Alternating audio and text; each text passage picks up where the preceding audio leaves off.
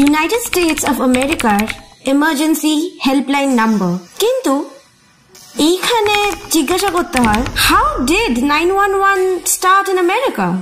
সেইটার উত্তর হবে কিটি জেনোভিজ মার্ডার কেস।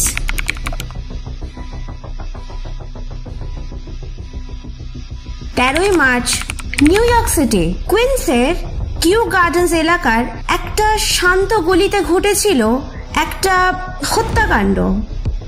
তখন প্রায় রাত 3টে।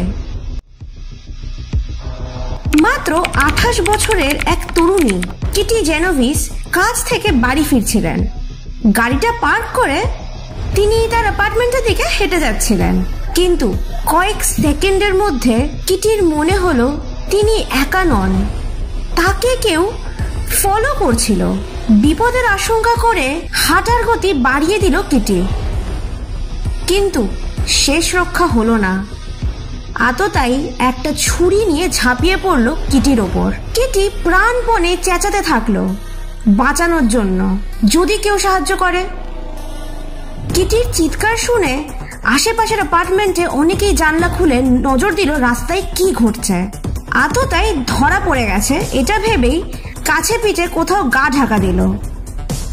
আহত কিটি যখন যন্ত্রণায় পড়ে কাতরাচ্ছে, এমন দৃশ্য দেখার পরও হেল্প করা তো অনেক দূর, কেউ ওইসব অ্যাপার্টমেন্ট থেকে নিচেও নেমে এলো না। লুকিয়ে থাকা আততায়ী হয়তো নজর রাখছিল কাছে কোথাও। সে আবারও এসে কিটির ওপর আক্রমণ চালালো। প্রায় আধ ঘন্টার ওপর চলেছিল এমন নারকীয় অত্যাচার। কি ভাবছেন, এবার নিশ্চয়ই কেউ নেমে এলো সাহায্য করতে কিটিকে? না, একদমই না। সবাই একই জিনিস ভাবছিল, আমি কেন যাব, আরো তো লোক আছে, তারা সাহায্য করুক। তাই কেউই নিজেদের ঘুম ব্যাঘাত ঘটছে ভেবে আলো নিভিয়ে চলে গেল, তো কেউ জানলা বন্ধ করে দিল। এর ঠিক 2 সপ্তাহ পরই পুলিশ উইনস্টন মোসলি নামের এক চোরকে ধরে।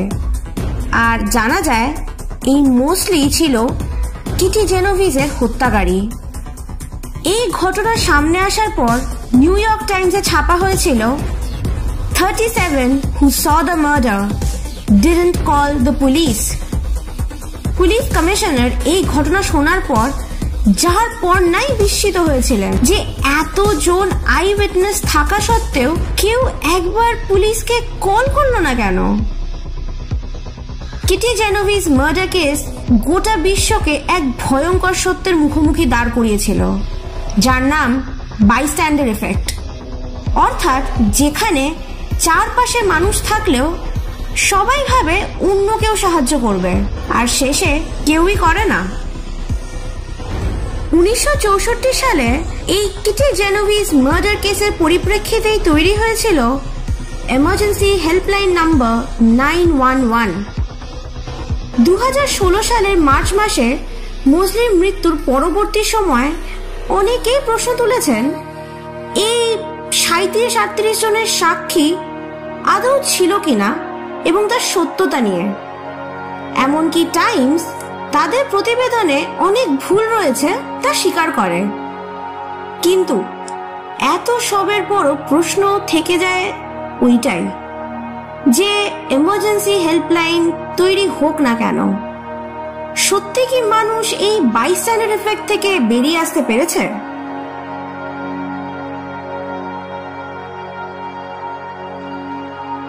কমেন্টে জানান আপনার মতামত। আর আজকের ভিডিওটা যদি ইনফরমেটিভ লেগে থাকে তবে লাইক করুন, আর চ্যানেলে নতুন হলে please do subscribe and press the bell icon for more information.